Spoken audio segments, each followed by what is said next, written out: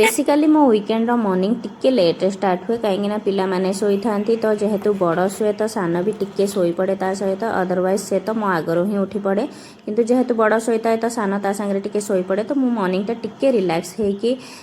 सब काम करे तो ये मॉर्निंग रे समस्तक पई मो चाह लगेइथिले आ एठी मो मो पई गोटे डिटॉक्स वाटर बनौथिली जोटा कि जीरा जुआणी आउ पान मधुर बनाए जोटा कि मते ना डाइजेशन रे हेल्प करे आउ माने ब्लोटिंग ठू आरंभ करिकी सब प्रकार प्राय पेट जमती कहले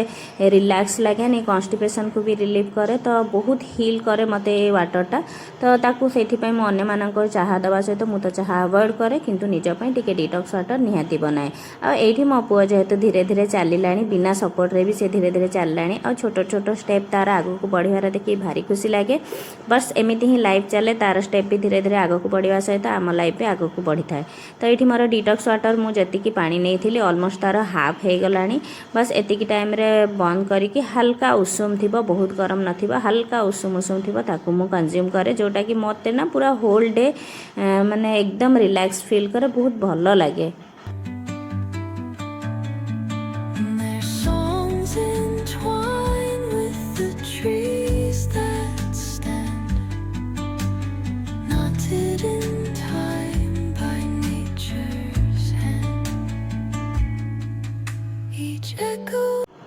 जेहेतु किचन एरिया मोर टिके स्पेस कम तो किसी भी कले माने ऑलमोस्ट ये ब्रेकफास्ट सरला बेलू मो किचन टिके मेसी हो जाए तो मत एगेन आउ थे सब जिनस आराम से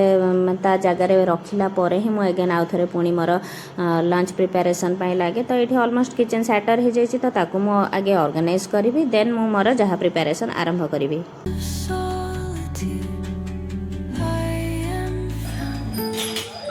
तो बेसिकली ना रोसे मोर ऑलमोस्ट आज नहीं कहले चले कहीं काली ऑलमोस्ट लेफ्ट ओवर राइस थिला बिरयानी आसला से अच्छी तो ऑलमोस्ट घरे रोसे हो कहीं हजबैंड जेहेतु आसुना आम मो मो झी एंड ससुर सी ही रोचंती घरे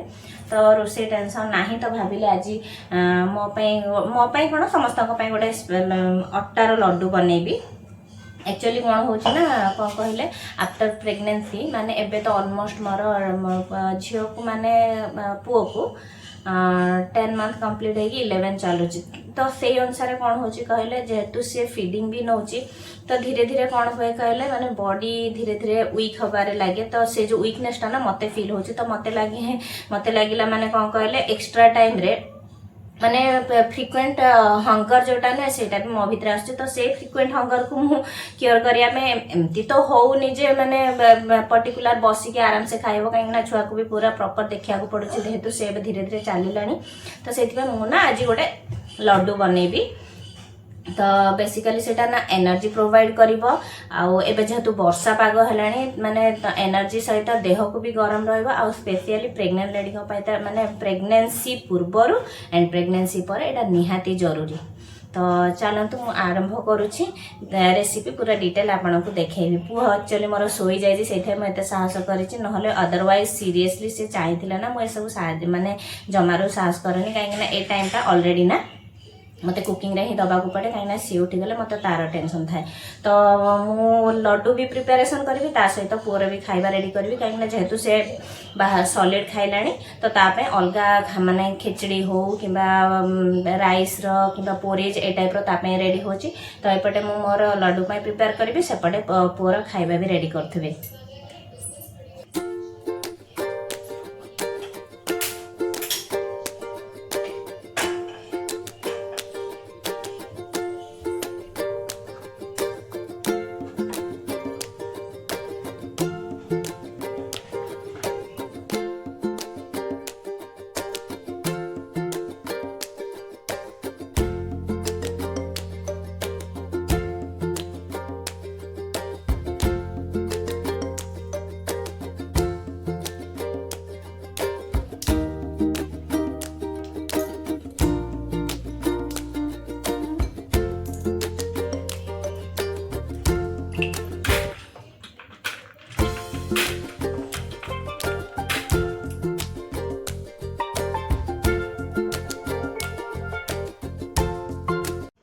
अदर स्टेट रे प्राय घी बहुत यूज हुए माने कहया गले मु आज जी क्वांटिटी कली से बोधे ऑलमोस्ट 1 kg घी से माने यूज कर दियंती बट मु सेते तो यूज करिनी हल्का हल्का जमती कि ड्राई फ्रूट्स को हल्का घी रे भाजी तो सब प्रकार ड्राई फ्रूट्स जमती काजू बादाम पिस्ताचियो ता सहित जिते प्रकार सीड्स हो आ ड्राई खजूर जोटा कि मु पकेया को भूली जाइए सेटा भी पड़े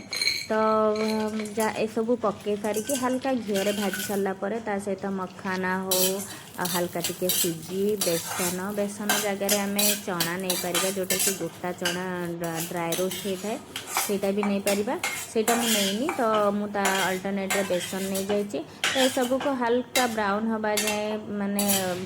भाजी धीरे धीरे भाजी दबा तापरे ताकू सब मिक्स करवा तो ये सब मु गोटे गोटे प्रकार सब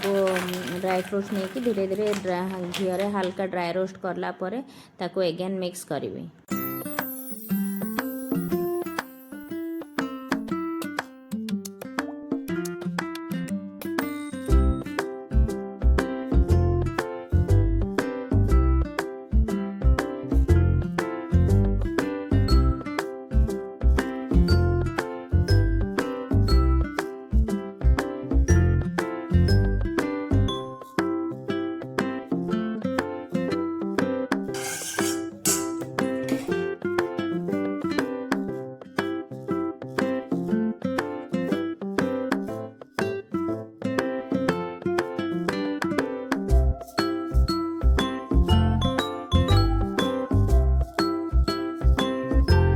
इथि मो मखाना को ग्राइंडर हल्का दरदरा माने ग्राइंड कर देची तो ताकू भी मुझे सब ड्राई फ्रूट सहित मिसई देकी बढ़िया से मिक्स कर देची। आ गोटे कथा कहबी जदि लड्डू भी न करी हुए ना ये जो ड्राई फ्रूट मिक्स ना या सांगे आपण हल्का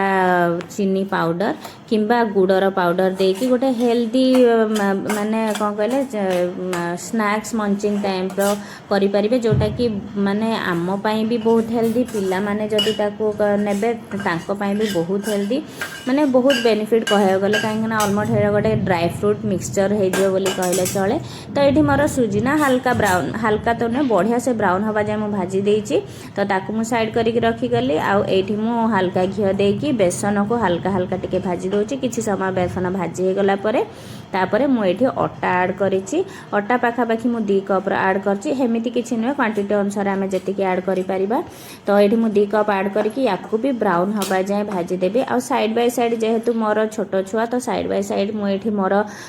पुओ पई खिचड़ी भी बसई देछि प्रेशर रे लगे देछि तो तार खिचड़ी हवा भितरे एठी मोर भी लड्डू पई प्रिपरेशन इजीली हे जिवो तो एठी ना मो काम वर्तमान मल्टीटास्किंग काम कहया गले चले अदरवाइज घर बोधे चलेबा कष्टकर मो पई हे जिवो तो ये अटा भी ना पूरा ब्राउन हवा जाए भाजी जाइला तो मुझे गोटे बड़ प्लेट रे काढ़ी देइथिली तो अटा ताकू ता सहित सुजी भी मुझे जोटा ब्राउन करके भाजी थी ताकू ऐड कर देइथिली आ ता सहित जेते सब ड्राई फ्रूट्स ताकू भी ऐड कर देइथिली ए सब को ऐड करके साइड करके रखिबी देन तापरे गुड़र मिक्सचरटा बनैबी जोटा कि कढ़े रे हल्का टिके घी देकी गुड़ को मेल्ट करके तापरे मो ऐड करिवे आपण चीनी भी ऐड करि परिबे चीनी रो पाउडर भी ऐड करि परिबे सबुठार इंपोर्टेंट तो एथिरे घी बट मो पाखे ना जी घी थी मो आजिम करी कि हो बट घी मो पाख माने एतिकी ही रही तो ये मुझे घी ऐड करी से ऐड करला परे गुड़ को बढ़िया से मेल्ट कर देइथिली तो मेल्ट हो गला परे तापरे मुझे सब मिक्सचर को गुड़ को से मिक्सचर रे ऐड करके हल्का हल्का बांधिया पे चेष्टा करथिली ऑलमोस्ट बांधी तो हो जाई थांता किंतु आउ टिके माने कोन कहला आउ जति ड्राइनेस रहिला सेटा घी रे मेकअप हे थांता काहे कि ना मोर जति मिक्सचर मु बनेइथिली ता पई गुड़ सफिशिएंट हेतिला काहे कि ना मीठा ठीक ठाक हे जाइतिला